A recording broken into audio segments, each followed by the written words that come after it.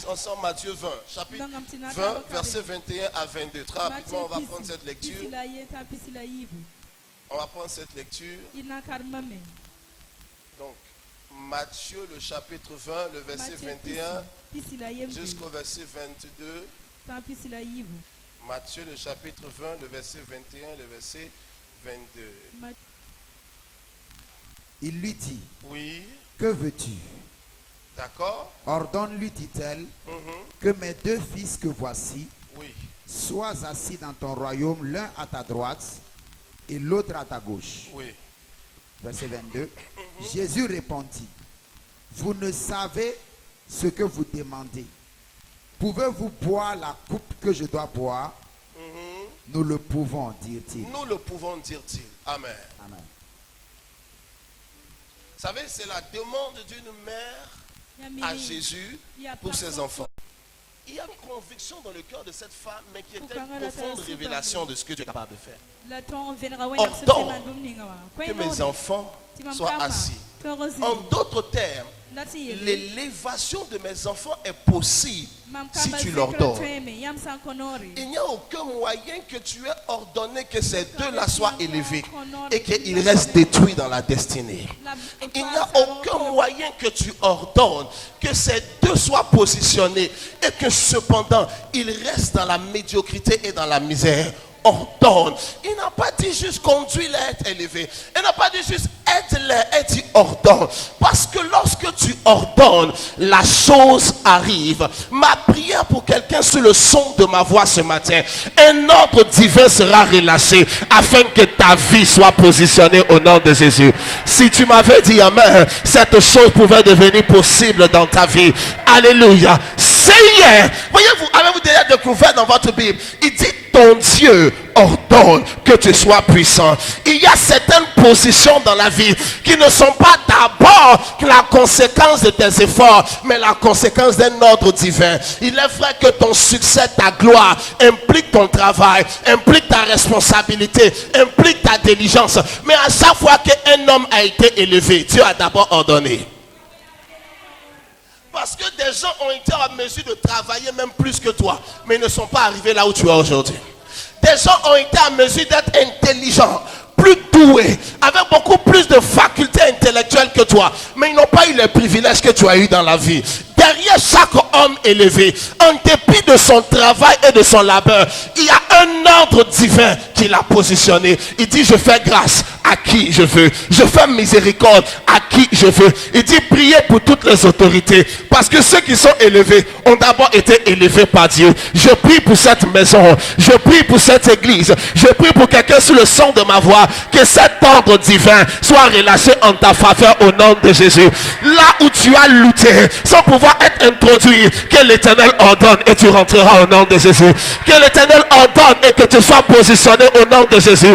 La première personne qui court avec cette offrande, que cette grâce court pour sa vie au nom de Jésus. Il y a une manière que Dieu ordonne que les grands te reçoivent et ils te recevront. Il y a une manière que Dieu ordonne que la vie te bénisse et elle te bénira. Il y a une manière que Dieu ordonne que ta terre te favorise et ta terre te favorisera. L'existence de tes ennemis n'est plus un empêchement. Lorsque Dieu a ordonné que tu sois positionné, tu peux ne pas m'aimer, mais si Dieu a ordonné ma royauté, tu ne peux rien faire pour me positionner. David était détesté par ses frères, mais Dieu avait déjà ordonné. C'était trop tard. Goliath avait apparu devant David pour garantir la fin de son existence, mais il était impossible de le terminer parce que Dieu avait déjà ordonné. Si Dieu ordonne que tu marches, la paralysie ne peut pas te clouer au sol. Si Dieu ordonne que tu prospères, la pauvreté de ta nation ne peut pas empêcher l'expansion de ta destinée. Ce matin, l'ordre de Dieu est relâché en ta faveur. Elle a dit ordonne. Je crois qu'il sera ordonné en ta faveur au nom de Jésus.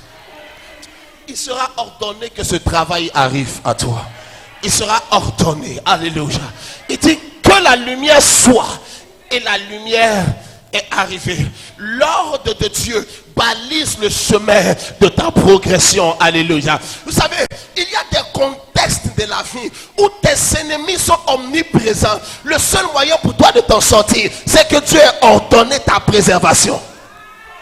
Avez-vous remarqué qu'un jour des gens ont capturé Jésus, énervés par son enseignement, ils l'ont emmené au bord d'une falaise. Ils ont pris des pierres avec l'intention de le lapider. Mais après l'avoir laissé à la falaise, après avoir ramassé des pierres, Jésus s'est juste retourné et il est passé au milieu d'eux. Personne n'a pu le toucher. Pourquoi? Parce que Dieu avait ordonné que personne ne le touche tant que sa mission ne s'accomplisse. Qui m'a dit amen? On ne pouvait pas le tuer. Le jour où on est allé dans ce jardin pour le capturer, en Jean, on nous explique que lorsqu'on a demandé qui est Jésus, il a dit c'est moi Jésus. Les gens sont tombés. Et cependant, il est parti avec eux. Et quand ils l'ont capturé, il dit faites ce que vous voulez. C'est parce que cette heure vous a été donnée. En d'autres termes, Dieu a permis que vous me touchiez. C'est pourquoi vous pouvez me toucher. Lorsque l'ordre de Dieu me préserve, vous ne pouvez pas me toucher. Alléluia. On n'a pas pu l'arrêter. Une femme dans une certaine ville appelée Jéricho. Cette femme était dans la ville. La Bible l'appelle Rahab. Il était officiellement connu de notoriété publique que c'était une prostituée. Dieu n'a jamais discuté sa position de prostituée. Dieu n'a jamais démenti qu'elle soit prostituée ou pas. Il a juste dit que dans cette maison, dans ce village, dans cette ville, toute personne qui aura le ruban rouge sur sa maison, elle ne sera pas touchée. Peu importe qui est dans la maison, si le ruban est sur la maison, il y a un ordre de Dieu que quiconque est dans cette maison ne soit pas touché. Or, Rahab, dans la misère de sa prostitution, a eu la sagesse d'accueillir les espions qui sont venus. Et lorsque les espions sont partis, ils ont dit attache ce cordon rouge sur ta maison. Nous partons, mais lorsque nous reviendrons, personne ne te touchera. Et ils sont allés voir Josué. Josué, cette prostituée nous a aidés. On lui a donné un ruban rouge. Josué a parlé à l'armée. Il a parlé aux soldats. Il a parlé aux portes. Dans cette ville, il y a une maison où il y a un ruban. Détruisez tout. Mais quiconque est dans cette maison et son propriétaire sera épargné. Un ordre avait été donné. Pas à cause de la qualité de vie de cette femme. Elle vivait mal. Mais il y avait une marque qui avait été imposée. Souvenez-vous que dans le même temps, alors qu'ils étaient encore dans le désert en Égypte, une marque de sang avait été appliquée sur les maisons. Et alors que la mort détruisait, aucune maison avec la marque de sang ne pouvait être touchée. Souvenez-vous qu'une femme avec une grossesse de jumeaux dans son ventre est allée accoucher. Elle s'appelait Tamar. Et le premier est sorti. Et lorsque le premier est sorti, on a mis un ruban sur sa main. On a dit celui-ci est l'aîné. Il s'appellera Zara. Mais le premier est rentré et le second est sorti. Est-ce que pourquoi? Parce que la marque du sang, la marque du rouge donne l'ordre divin qu'il y a préservation, annulation de la programmation diabolique, activation de la volonté divine. Je prie pour quelqu'un ce matin. Je vois l'ordre du sang de Dieu sur la vie de quelqu'un ce matin. Là où les autres tombent, tu seras épargné. Là où les autres familles sont ruinées, tu seras préservé. Pourquoi? Il y a une marque du sang de Jésus sur ta vie. Il y a un contexte dans lequel le seul moyen qu'un homme sorte, c'est qu'il y a un ordre express de Dieu. Dans ce puits où on jetait les gens qui étaient condamnés à mort. Et il s'avérait que ce puits, voyez-vous, était rempli de lions affamés. Un homme est tombé dans ce puits et il a commencé à jouer avec les lions comme avec des chats. Le ventre affamé des lions est devenu l'oreiller sur lequel il posait sa tête pour dormir. Parce qu'il y avait un ordre express de Dieu sur la vie de cet homme. Il devait être élevé.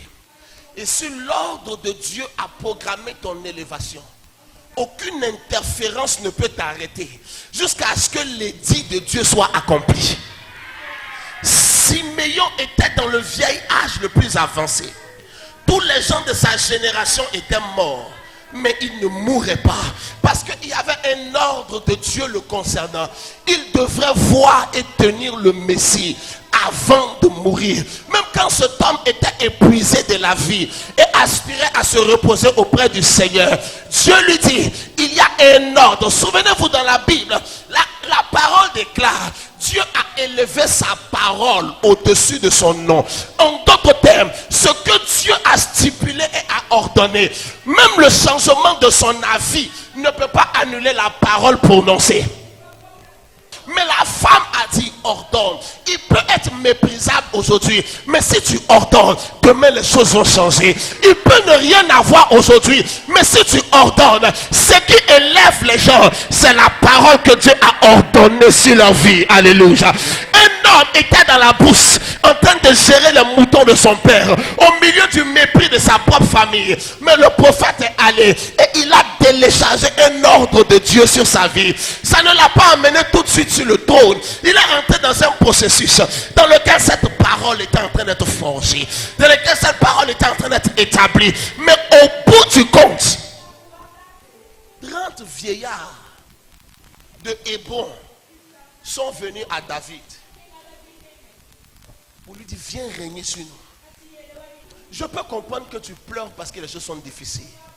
Mais ma question, y a-t-il une parole de Dieu sur ta vie? Je peux comprendre que les réalités sont parfois déprimantes. Mais ma question, es-tu déjà au courant que Dieu a proféré des paroles sur ta vie? Parce que si tu en es conscient, quand la vie t'oppresse, ôte ton regard de ce que tu vois, fixe ton regard sur ce que Dieu a dit. Est-ce que vous savez que même la parole grandit?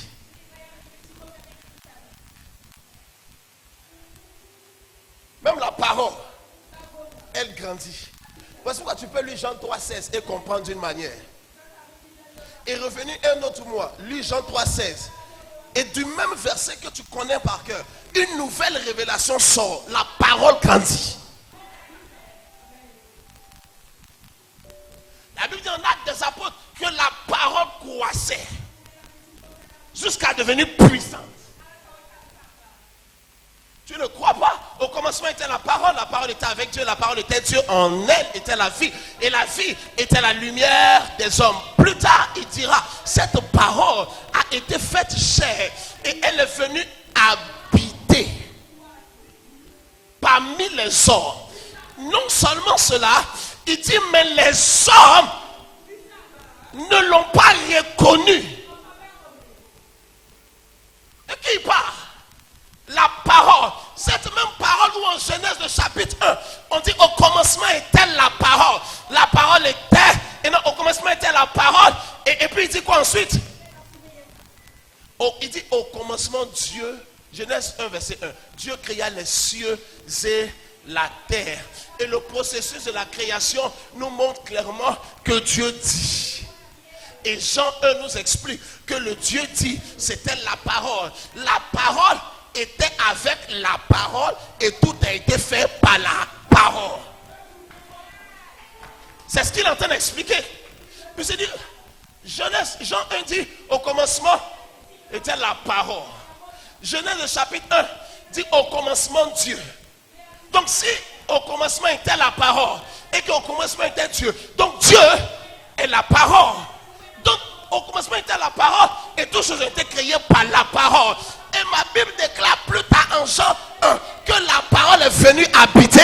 La parole n'a pas été reconnue, mais à tous ceux qui l'ont accepté, à tous ceux qui ont cru en son nom. Donc même la parole qui était toute puissante en Genèse le chapitre 1, en Jean le chapitre 1, cette parole a connu un processus.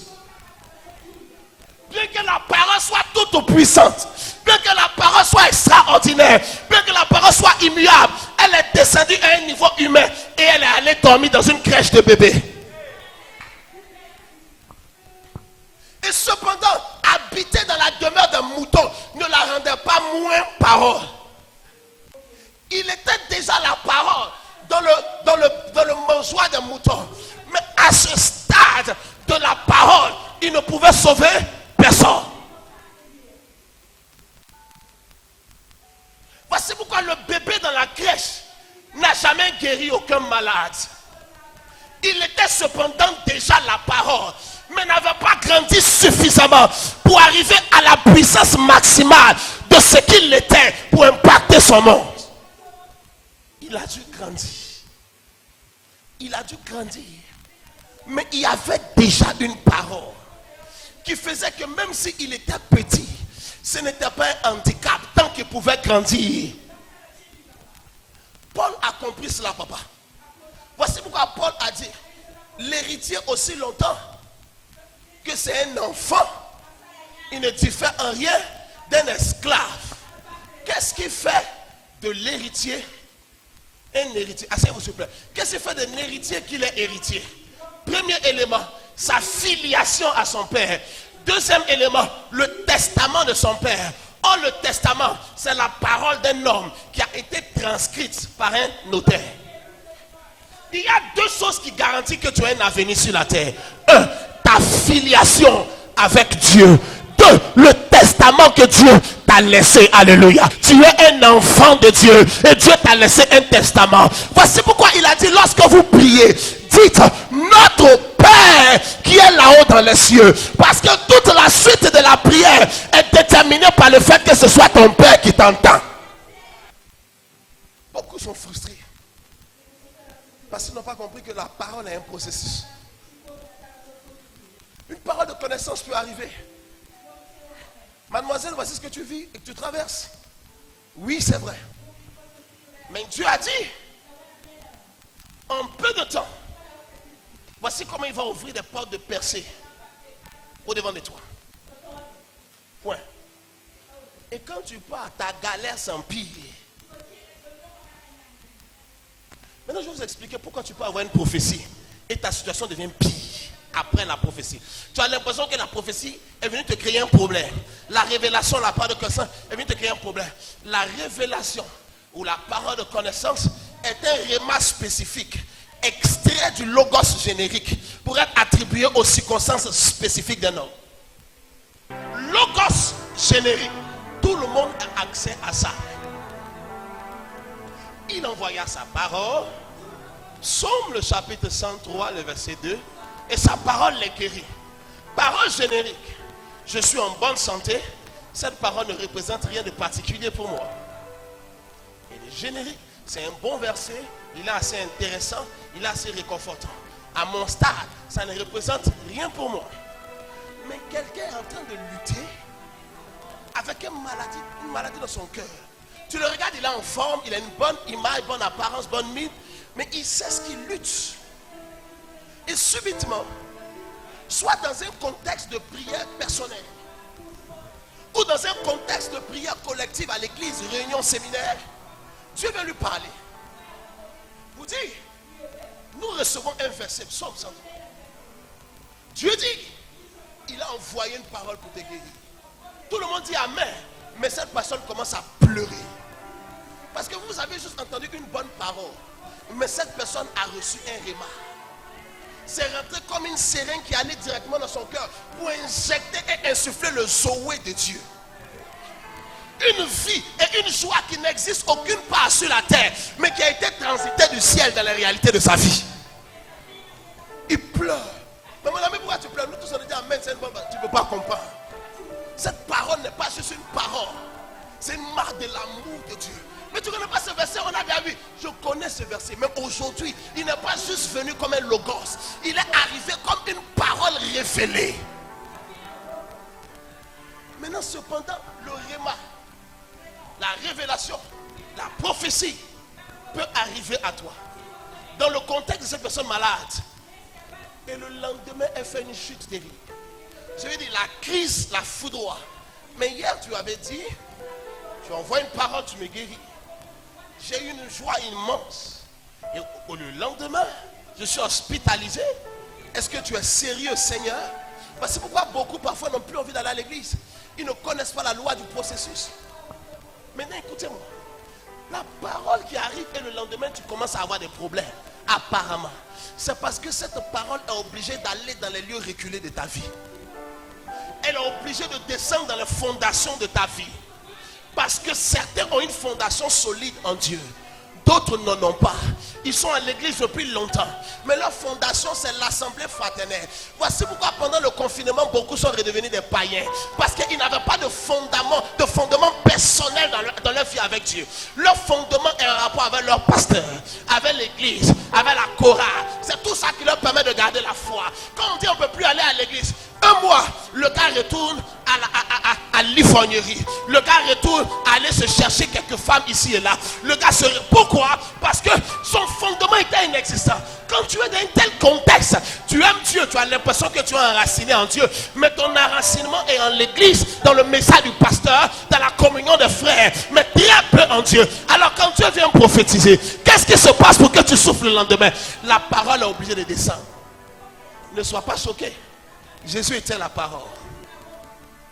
Et plus tard, la Bible dit, il est descendu dans les endroits reculés de la terre. Il parle de qui? La parole personnisée en Jésus. Il est descendu où? Dans les endroits reculés de la terre. Mais ça ne s'est pas arrêté là. Il dit, mais le même qui est descendu, c'est aussi le même qui est monté. Alors comprends ceci. Y a-t-il une apparente descente dans un domaine quelconque de ta vie?